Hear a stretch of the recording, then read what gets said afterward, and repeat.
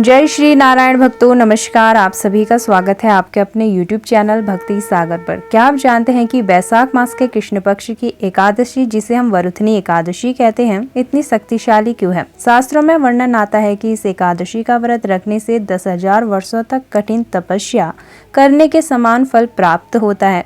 वरुथनी शब्द का अर्थ है कवच, यानी वह व्रत जो आपकी हर संकट, रोग और शोक से ढाल बनकर रक्षा करे। तो आज के इस विशेष वीडियो में मैं आपको वर्ष 2026 की वरुथनी एकादशी की ऐसी जानकारी दूंगी जो शायद ही आपको कहीं और मिले। आज की वीडियो में हम जानेंगे व्रत की सही तिथि क्या है, शुभ मुहूर्त क्या रहेगा, भगवान विष्णु के वराह अवतार की पूजा आपको इस दिन कैसे करनी है, और सबसे महत्वपूर्ण राजा मानदाता की वह संपूर्ण पौराणिक कथा जिसे सुनने मात्र से वाजपेयी यज्ञ का फल मिलता है। तो भक्तों, वीडियो को अंत तक जरूर देखिएगा, क्योंकि अंत में मैं आपको बताऊंगी वरुथनी एकादशी के 5 गुप्त उपाय जो आपकी आर्थिक तंगी को हमेशा के लिए दूर कर सकते हैं। तो चलिए भगवान श्री हरि का ध्यान करते हुए वीडियो की शुरुआत करते हैं। जय श्री हरि, जय श्री नारायण। आप ध्यान से नोट करें, हिंदू पंचांग के अनुसार वर्ष 2026 की सटीक तिथियां क्या रहेंगी। एकादशी तिथि का प्रारंभ होगा 12 अप्रैल 2026 को रात्रि 10:15 पर। एकादशी तिथि का समापन होगा 13 अप्रैल को रात्रि 8:40 पर। व्रत की तिथि चूंकि 13 अप्रैल को सूर्योदय के समय एकादशी तिथि मौजूद है, इसलिए वरुथनी एकादशी का व्रत 13 अप्रैल सोमवार को ही रखा जाएगा। पारण यानी व्रत खोलने का सबसे सटीक समय रहेगा। एकादशी व्रत का फल तभी पूर्ण होता है जब पारण द्वादशी तिथि के भीतर और सही समय पर किया जाए। तो पारण की तिथि रहेगी 14 अप्रैल मंगलवार का दिन। पारण का शुभ समय रहेगा सुबह 5:58 से सुबह 8:31 तक। तो भक्तों, याद रहे कि 14 अप्रैल को सुबह 8:31 के बाद द्वादशी तिथि समाप्त हो जाएगी, इसलिए इसी समय के भीतर पारण करना अनिवार्य है। चलिए भक्तों, अब सुनते हैं वरुथनी एकादशी की संपूर्ण पौराणिक कथा, जिसे सुनने मात्र से हमारे सारे पापों का शमन होता है। प्राचीन काल में नर्मदा नदी के तट पर राजा मानदाता नाम के एक अत्यंत धर्मात्मा राजा राज करते थे। एक बार राजा घने जंगल में अपनी तपस्या में लीन थे। वे निराहार रहकर भगवान विष्णु का ध्यान कर रहे थे। तभी अचानक एक खूंखार जंगली भालू वहां आया और राजा का पैर चबाने लगा। भालू राजा को घसीटकर जंगल के अंदर ले जाने लगा। राजा मानदाता ने न तो क्रोध किया और न ही अपनी रक्षा के लिए हिंसा का सहारा लिया। उन्होंने केवल करुण स्वर में भगवान विष्णु को पुकारा, हे गोविंद, हे मधुसूदन, रक्षा करो। अपने भक्त की पुकार सुनकर भगवान विष्णु तुरंत प्रकट हुए और अपने सुदर्शन चक्र से भालू का वध कर दिया। भालू ने राजा का पैर पूरी तरह घायल कर दिया था।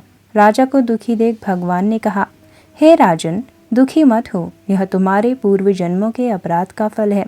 तुम मथुरा जाओ और वहां वैशाख कृष्ण पक्ष की वरुथनी एकादशी का विधि विधान से व्रत करो और मेरे वराह अवतार की पूजा करो। उस व्रत के प्रभाव से तुम्हारा शरीर पुनः दिव्य और स्वस्थ हो जाएगा। यह व्रत तुम्हारे समस्त शारीरिक और मानसिक कष्टों का वध कर देगा, इसलिए इसे वरुथनी कहा जाता है। भगवान की आज्ञा पाकर राजा मानदाता मथुरा पहुंचे और उन्होंने विधि विधान से वरुथनी एकादशी का व्रत किया। जैसे ही व्रत का पारण हुआ, एक चमत्कार हुआ। राजा का पैर पहले जैसा सुंदर, शक्तिशाली और कांतिमय हो गया। राजा को न केवल उत्तम स्वास्थ्य मिला, बल्कि अंत समय में उन्हें वैकुंठ लोक की प्राप्ति हुई। तो भक्तों, जो भी मनुष्य इस कथा को सुनता है या सुनाता है, उसे 1000 गोदान के समान फल मिलता है और वह समस्त पापों से मुक्त होकर विष्णु लोक को जाता है। तो भक्तों, यह थी वरुथनी एकादशी की पावन कथा। अब बात करते हैं वरुथनी एकादशी के कुछ विशेष नियमों के बारे में। एकादशी व्रत के कुछ ऐसे कठिन नियम बताए गए हैं जिनका पालन न करने पर व्रत का पूर्ण फल प्राप्त नहीं होता है। वरुथनी एकादशी के नियम 10वीं तिथि से ही शुरू हो जाते हैं। आइए इन्हें विस्तार से समझते हैं। एकादशी का व्रत 10वीं की रात्रि से ही प्रारंभ हो जाता है। 10वीं तिथि यानी कि 12 अप्रैल की रात को सात्विक भोजन करें। इस रात को मसूर की दाल, चना, कोदो, साग का सेवन पूरी तरह वर्जित माना जाता है। शास्त्रों के अनुसार 10वीं को एक ही बार भोजन करना चाहिए ताकि एकादशी के दिन शरीर शुद्ध रहे। वरुथनी एकादशी पर सबसे महत्वपूर्ण नियम यही है कि इस दिन कांस्य के बर्तनों में भोजन या जल ग्रहण करना वर्जित माना गया है। यदि आप व्रत नहीं भी रख रहे हैं, तब भी इस दिन कांस्य के बर्तन का प्रयोग बिल्कुल भी न करें। इस पावन दिन पर शहद का सेवन भूलकर भी न करें। साथ ही दूसरे का अन्न, दूसरे के घर का भोजन खाना महापाप माना जाता है। यदि आप उपवास कर रहे हैं तो केवल फल, दूध या कट्टू के आटे का ही प्रयोग करें। एकादशी की रात को भूमि पर सोना अत्यंत फलदायी होता है। इस दिन पूर्ण ब्रह्मचर्य का पालन करें और मन में किसी के प्रति ईर्ष्या, द्वेष या क्रोध न लाएं। शास्त्रों में कहा गया है कि परनिंदा, दूसरों की बुराई करने से व्रत खंडित हो जाता है। एकादशी के दिन वृक्ष की टहनी से दातून नहीं करनी चाहिए, क्योंकि टहनी तोड़ने से वृक्ष को कष्ट होते हैं। आप केवल जल से कुल्ला करके मुख शुद्ध कर सकते हैं। स्नान करते समय गंगा जल का स्मरण अवश्य करें। तो भक्तों, अब मैं आपको बताने जा रही हूँ वे 5 गुप्त उपाय जो केवल वरुथनी एकादशी के दिन ही किए जाते हैं। ये उपाय आपकी सोई हुई किस्मत जगा सकते हैं। तो सबसे पहले हम बात करेंगे ऋण मुक्ति यानी कर्ज से छुटकारा पाने के लिए। यदि आप भारी कर्ज से दबे हैं तो वरुथनी एकादशी की शाम को पीपल के वृक्ष के पास गाय के शुद्ध घी का दीपक जरूर जलाएं। पीपल की 7 बार परिक्रमा करें। ओम नमो भगवते वासुदेवाय मंत्र का जाप करें। पीपल में भगवान विष्णु का वास होता है। यह उपाय दरिद्रता दूर करता है। आर्थिक तंगी दूर करने के लिए खरबूजे का गुप्त दान करें। वरुथनी एकादशी पर खरबूजे का दान स्वर्ण दान के बराबर माना गया है। एक पके हुए खरबूजे को लेकर उस पर पीला चंदन लगाएं और उसे किसी ब्राह्मण या मंदिर में चुपचाप दान कर दें। यह उपाय आपके घर में धन के आगमन के रास्ते खोल देता है। सुख समृद्धि के लिए तुलसी पूजन जरूर करें। शाम के समय तुलसी के पौधे के पास घी का दीपक जरूर जलाएं और उसमें 1 चुटकी हल्दी डाल दें। तुलसी माता की 11 परिक्रमा करते हुए अपनी मनोकामना बोलें। याद रहे, एकादशी पर तुलसी में जल नहीं चढ़ाना चाहिए, केवल दीपक जलाना चाहिए। बीमारियों से मुक्ति के लिए यदि घर में कोई लंबे समय से बीमार चल रहा है तो वराह भगवान के चित्र के सम्मुख विष्णु सहस्त्र नाम का पाठ करें।